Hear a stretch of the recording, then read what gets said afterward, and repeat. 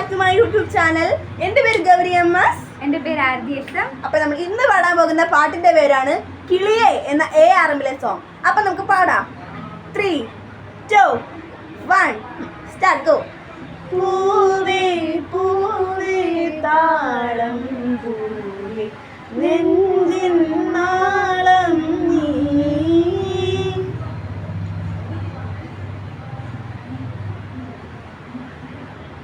പൂവേ പൂവേ താളം പൂവേ നെഞ്ചിൻ നാളം നീ.